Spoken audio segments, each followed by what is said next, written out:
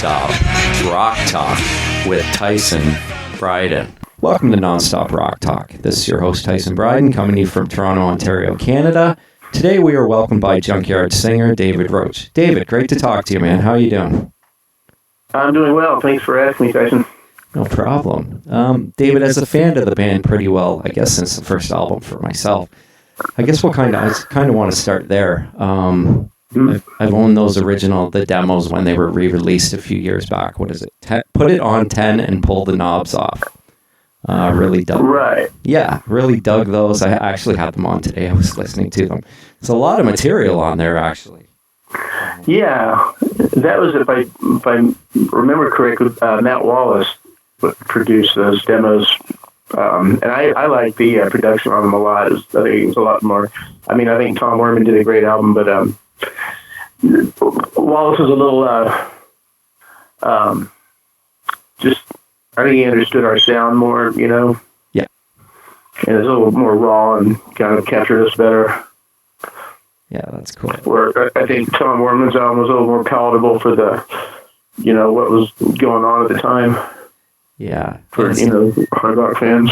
Yeah, and it's Tom Werman, right? And he was doing, you know, and Poison and all these other bands, right? Yeah, oh, no, he did a great job. I'm not taking anything away from him. Yeah, pedigree, you know, his accomplishments speak for themselves, obviously. Yeah. I mean, it's funny that I was reading in the liner notes of that CD that Geffen gave you guys $3,000 roughly to record 3 songs. You did 5, gave them back about $1,000. That's pretty cool. That sounds right. I mean, you know, we write the song, we learn it, and it's not a whole lot you can do with it after that, and there's not a whole lot that needs to be done. So, you know, we went in there with a pretty tight set, so we were able to, you know, get our money's worth and then some, I guess. Yeah, yeah. Now there's a few tracks on there that didn't make any album, like "Take Me Home," "Can't Pin That on Me." Which are kind of closer to the beginning of the demos on the track listing. I mean, there's a few other songs that I'd never heard before. Was there a reason that those ones were never recorded on album, on any of the Geffen releases or anything like that? Well, first, "Take Me Home" was released on something we put out, I don't even know when, a year ago. Not even a year ago. From some... Oh. No, it was a lost... It was some lost demos. Okay. They weren't lost. They were just our old guitar player. When the band broke up, he released them initially as what were they even called? Anyway, he put them out on his own, and he put like everything that we recorded, and we got an album and just condensed it to like 10 songs. And "Take Me Home" was on that. Oh. The rest of them, you know, we only did 2 albums with Geffen, and so, you know, we can only put out so many songs. So maybe some of them were on the back burner for a 3rd album with Geffen if it had happened. But you know, as fate has it. Yeah, yeah. And what I find interesting on a couple of the demo tracks is there's a few that are a little faster, like "Hollywood," for instance. I think "Hot Rod" would be. When you went in to record the album, did maybe it was Tom or maybe you guys, did they feel that it needed to be slowed down slightly? It's possible. I mean, you know, we were young. We were, you know, half the band was probably on meth or something. Who knows? Yeah. And we played. I mean, back in the day, we played like a punk band. You know, I mean, we went through the songs without any fanfare in between, and we got ahead of ourselves. You know, we played too fast most of the time, and that carried over on that demo tape. So Tom was able to kind of pull the reins in, and he was looking for a freewheeling looseness, he termed it. Ah, okay. That's what he got said. And, you know, I like the energy of those early demos, but maybe, you know, it's, again, you know, more palatable for that genre, for it to be, you know, a little more laid back and get a groove in there or something. Yeah. That's what I don't produce. I remember the first time I saw the video for Hollywood. I'd never, you guys were new. And I was like, it caught my attention right away. I was like, that is a cool song. And then I was a fan, and then a buddy of mine had the tape. He initially had the tape, and we would listen to it all the time, and then eventually I got a copy of it, right? And still listen to it to this day. I mean, I listen to all the stuff still. So cool, man. Yeah, I mean, I think that kind of set us apart a little bit. Or, the songs we kind of tried to write so they didn't like pigeonhole the era too much or anything. Sing songs were kind of accessible to down the line. You know what I mean? Yeah, that kind of stand the test of relativity. Yeah, right. Exactly. Yeah, and you guys were kind of that band, right? You guys were kind of, it was the times, and you guys had long hair, but I mean, there were so many bands back then, and there were so many. It's funny because I actually have this in my notes here. In the liner notes of the demo, it said that Chris Gates had claimed that he said that Junkyard never felt kind of that they fit in what was happening at the time, which was '87, with bands like Poison being the huge draw in LA. And I guess somehow Motley Crue first, and then GNR kind of changed that slightly and gave you guys a bit more of a chance, right? The whole look became more motorcycles, jeans, leathers, tattoos, stuff like that. Yeah, well, I mean, also, when we first started out, there was a different scene. I mean, it was like, we sort of get thrown into that hair metal strip band thing, but we never touched the Sunset Strip back then.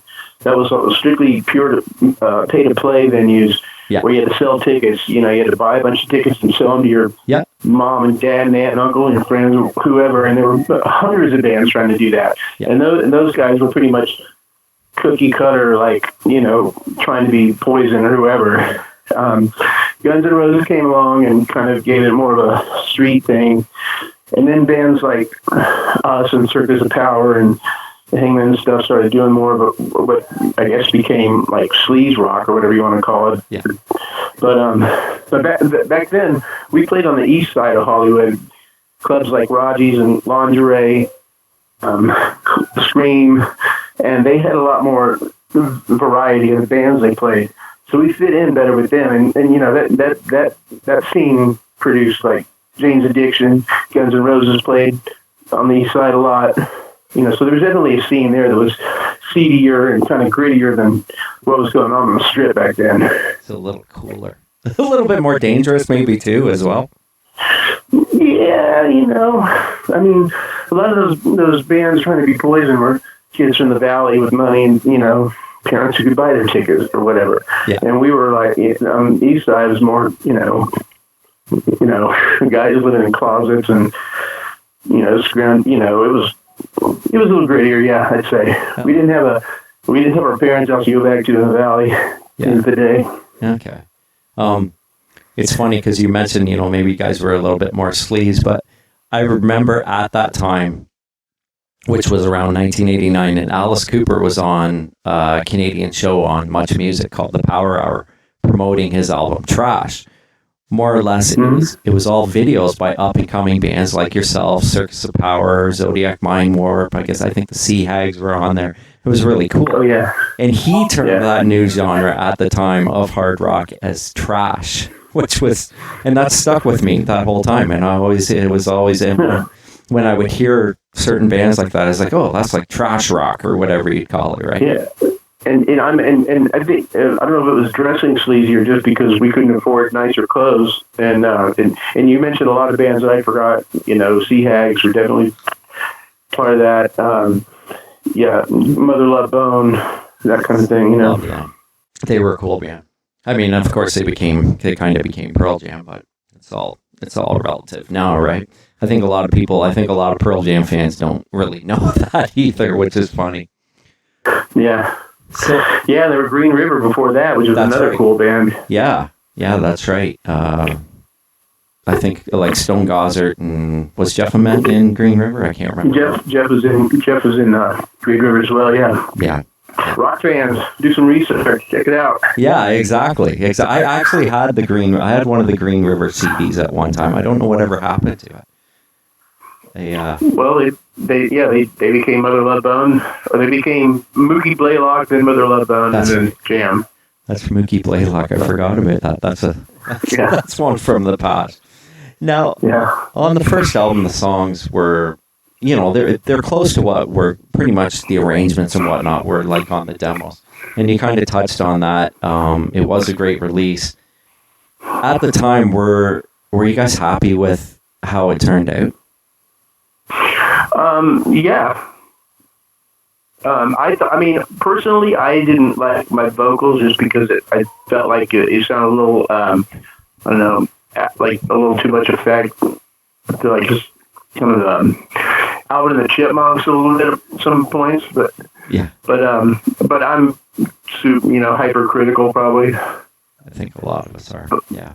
But no, I'm proud of that album for sure. And just for the fact that people like you say, they still listen to it regularly, so it's kind of the proof. It's hard because it's a toss up between either album. Which one's I can't say I like one more than the other. The first two albums, I love them both. Well, thanks, man. Yeah, and I've listened to them since they came out, and still, like I said, still do. So now it was funny. I mentioned my buddy having the tape, and he would always play. I was a teenager, so I was like 15, 16 years old. And he started playing Hands Off over and over. And he'd always just say that middle section all the time. David, he's a really nice guy. We didn't do anything, etc. And I always thought that was brilliant. Was that something that actually happened, or did you just... No, yeah, that's completely nonfiction. Really? Wow. Yeah. Again, what happened, I was with this girl. I met her when I was 16, so I was probably 17 or something when it happened. But we were downtown, some club, and we got in an argument, and we were walking down Congress Avenue, which is in Austin. It's a big wide street, and we were walking home. She was walking on the opposite side of the street, and I see this car pull up, and she gets in and drives off, and I went, well, shit, that just happened. So I went home and went to bed, and about 3 in the morning, I wake up and she's got her hands and she's choking me and she's screaming at me, saying, that guy, they were going to go party or something. And then he tried to put the moves on her. And so she comes in and starts blaming me and choking me out. So that's where that came from.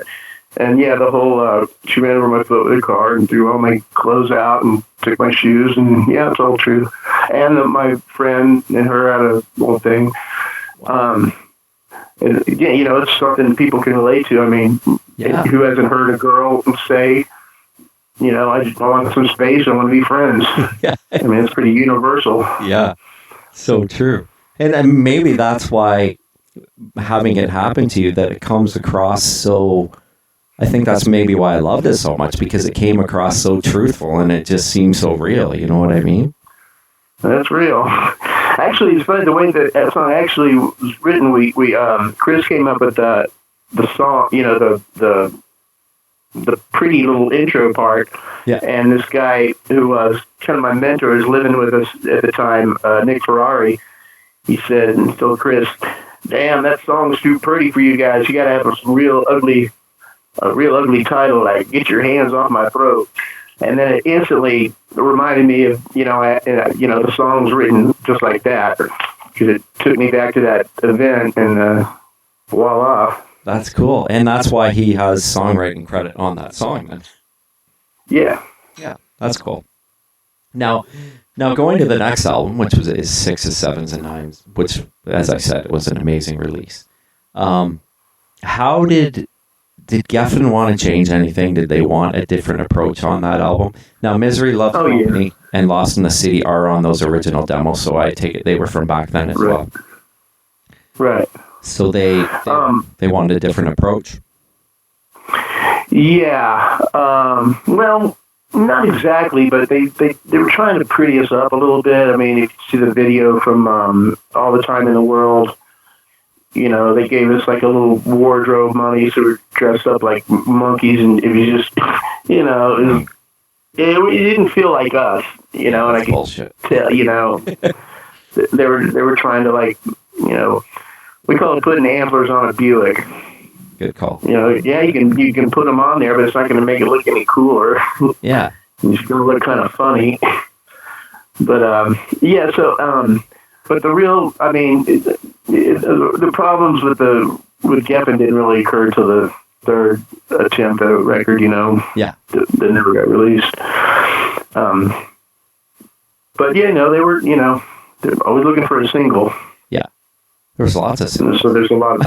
I think there was lots of singles on it, personally. And they did release 4 singles, and the only one that, I looked this up the other day, and the only one that charted was All the Time in the World, and I'm surprised that Slipping Away didn't chart, because that was a great song. I don't think they pushed it much. Or maybe, I don't know what happened with that. That's too bad, man. That's happened to so many bands too, right? Hey, I was going to say, yeah, it sucks, and, how unfair we got screwed, but man, there's a fraction of the bands that, that's right. I mean, most of the good music will never be heard. You're right. And it's the people that actually go to find it and still dig it and still listening to it that, it's still important to them, which is awesome, right? Yeah, yeah. Now, was there, between the first and second album, was there a budget difference between the 2 albums? Was there far less money on the first one than the second? I don't know that. My drummer Pat, yeah, just give it him. He's better at those kind of questions. I kind of just, to my own, detriment, I turn myself off from the business end of things. It just sucks the soul out of me. I don't. I figure if I get rich in this business, or this is my thinking, back then. If I get rich in this business, it's going to be pure luck and I mean, some talent, but a lot of luck and whatever. And, me keeping up with the numbers and stuff like that, to what end, Yeah, no, that's cool. Now we did mention about this third record. It was indeed recorded, I believe. Now, it was available as Joker and Triple X for years, kind of like as a bootleg thing. Right. Right, that's the one that Chris put out on his own. Oh, okay. So I have the Joker CD, but I don't have Triple X. But now, Old Habits Die Hard. What exactly was that then? Old Habits Die Hard was what I was speaking of earlier, the condensed version of Triple X and Joker. Okay. Because originally Chris put them out like just, kitchen sink and all. And some of those songs were just, some of them had scratch lyrics. Some of them are, they weren't complete. They weren't, they weren't ready. They weren't ever intended to be released. They were just ideas we were pumping out. Yeah. So we condensed them and put out Old Habits Die Hard. Now I feel like an ass because I'm holding my vinyl copy and I see "Take Me Home" on there. I'm horrible with titles. I have to admit. I usually listen to a song and I'm horrible with that. I love this vinyl. I love the beer colored vinyl. Oh yeah, it's so cool, man. Make it a little more interesting for the collectors. Yeah, and I mean it's a phenomenal. The material on it's phenomenal. I think it would have been a great third release. It's right, exactly the next continuation of what you guys were, right? Yeah, I think even we were kind of, some of the stuff kind of reaches back to our punk roots a little bit too. Mm-hmm. I Come Crawling Back and things have a little more of a, I don't know, man. It's all Junkyard to me. Yeah. That's that's true. That's a good point. Now, after that album, did the band technically break up? Did you officially break up, or was after the second album? After the second album, yeah. So the third album, Old Habits, we didn't get that together until last year. Right, but that was material from back then, or you guys kind of? Yeah, no, that was all material. That was all stuff those were all demos for the third album that didn't happen. Yeah. Okay. That's what I was kind of alluding to. Sorry about that. No. Okay. So after Junkyard, before the band got back together, what were you? Did you start another band? Yeah, I started a band with a guy named Joe Almeida, who had a band called Dogs D'Amour in England. Yeah, I remember that. Yeah. Yeah, we had a really cool band called Baracho. Did that for a couple of years, but I really liked that band, but it was just wrong time, Yeah. Oh, I mean, the 90s were kind of a wrong time. It was a weird time, man. Yeah, everything, it was. Right? It was such a weird time, and then things kind of 2000s, they started to come back a little bit, so it was cool. Now, Tried and True was released. It was an EP, 6-song EP, 03. Right. That EP included Tried and True and Holding On, which are also on Old Habits with Die Hard. Were they re-recorded? Right. Was that all new material? Like what happened? I think we recorded Tried and True twice. So yeah, those were two different versions of that. And Holding On, we might have recorded twice. And then the other ones were new. The old number 7, the one with the harmonica, was a Baracho song. Oh, okay. Yeah, and you guys re-recorded Simple Man, too. Cool. Yeah, that acoustic thing, yeah. Yeah, I haven't listened to this in a long time. I apologize. It's been no, please don't. No, it's been a while. I haven't listened to it in a long time either. Yeah, no, I remember getting it, and then I have so much music, so I try and listen to it as much as I can. Now, let's talk about High Water. Yeah. Loved when I heard Cut from the Same Cloth. I was like, that is so Junkyard. The album was slightly different from the earlier material, but I mean, we're going 25, 30 years later. Yeah. What was the kind of the mindset going into that album for you guys? Well, first of all, we weren't intending to do another album, but we were starting to play gigs more frequently, and we had some old ideas, and there was some talk about, people were starting to reach out and stuff. So we had some song ideas. So we, Tim, the guitar player, he's got a little studio set up, and he can do pretty much everything but drums and stuff.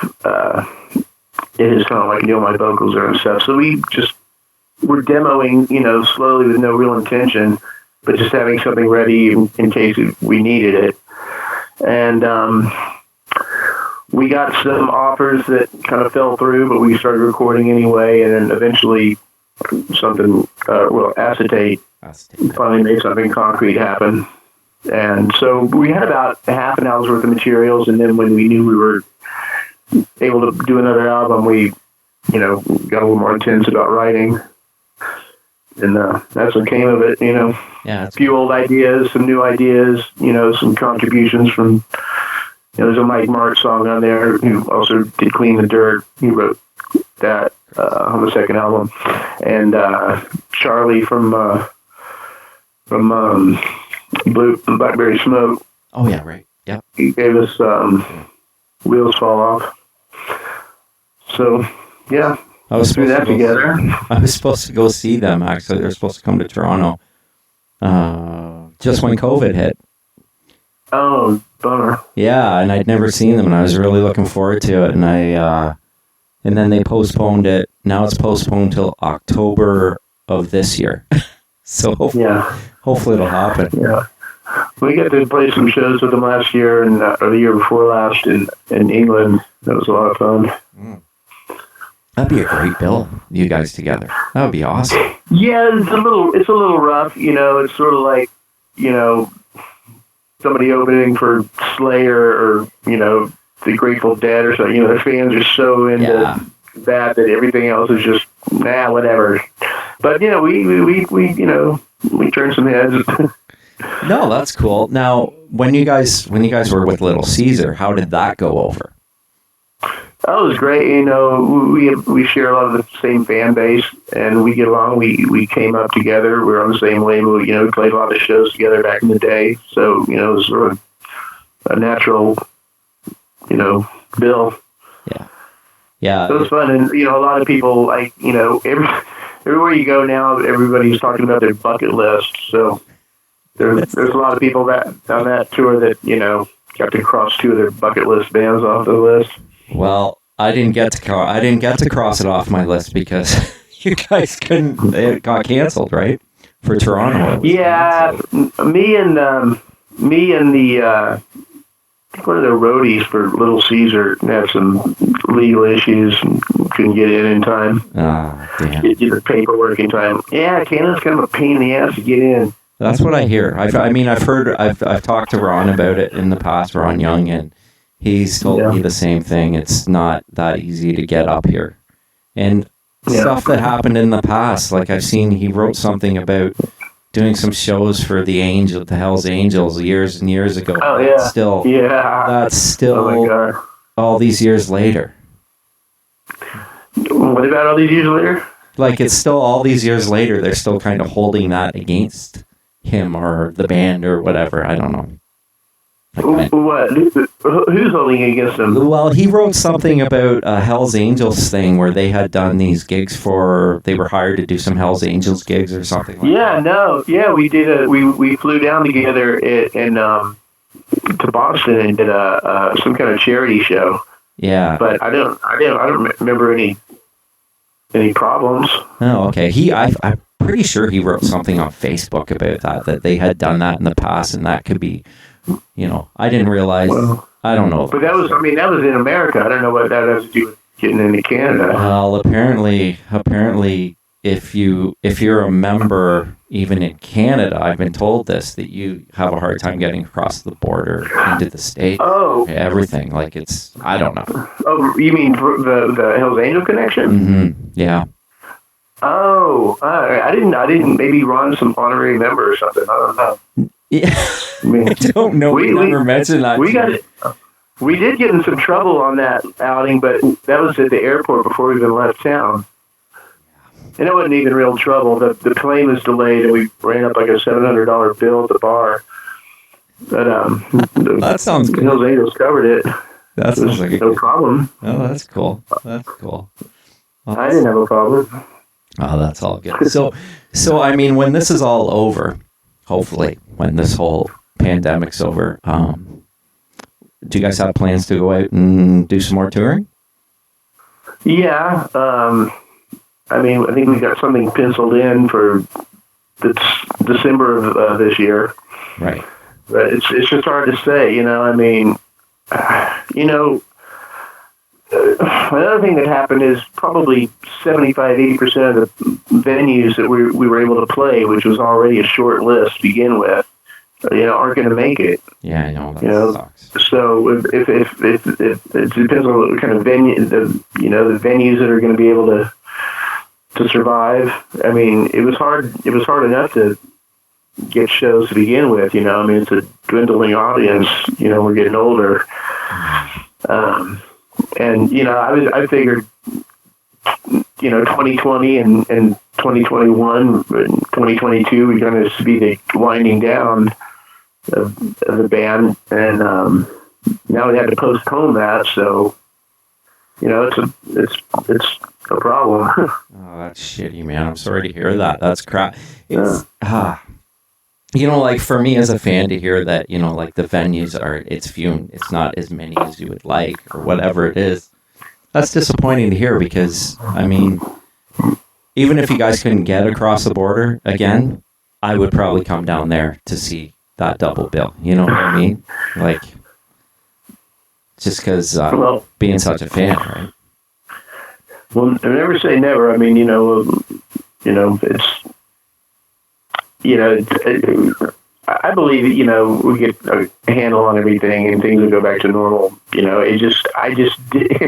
would have preferred not to skip that year and a half or whatever long it takes to get back, Yeah, exactly.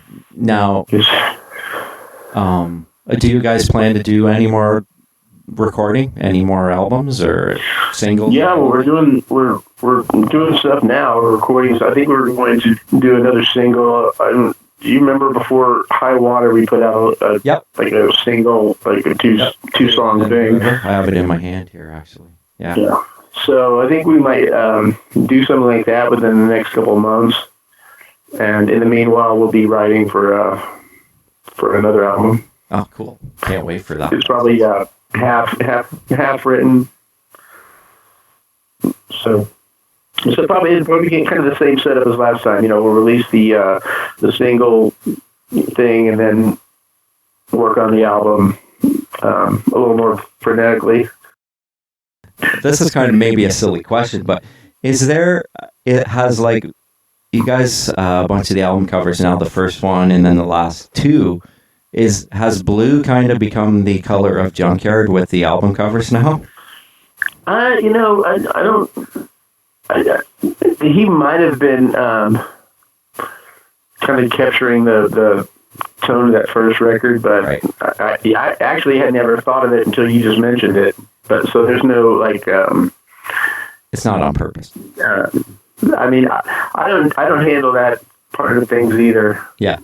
So, which is kind of weird because I'm an artist, and I don't, I'm not called on much to, in that department. But your covers are always good, though, for the most part. Pardon? Covers are always good. They're always eye catching. You know what I mean? Because the logo's so good. That distressed K and the Y and whatnot, but. They always stand out, and it always looks well thought out. Yeah, well, the logo's important. You want something that people can recognize from across the room. Yeah, and like you notice a Kiss T-shirt, you notice a Ramones T-shirt, AC/DC. Big, strong logo is important. That's why I worry about those death metal bands who do the thing that looks like it's in a tree branch and you can't read the name. It's like, dude, you're sabotaging the whole trademark thing. You're right. I agree with you there 100%. That's so funny. Anyways, David, I want to thank you for coming on the show tonight, and I really appreciate talking to you, man. You bet, man. Thanks again for inviting me on. Right on. And I appreciate it. Thank you, and I appreciate it. Good to know somebody still cares. Yeah, well, I do, and I mean, I was really looking forward to talking. I mean, this is like I said, knowing the history of the band, and kind of having a little bit of insight on it as well as it kind of connects the dots sometimes, right? Oh, good. Well, if you have any more questions, you got my number. Okay, man. All right. Well, you enjoy the rest of your night, and thank you so much. All right. I swear I seen the light, and it ain't coming from above. And I seen the sadness in the eyes of the people that I love.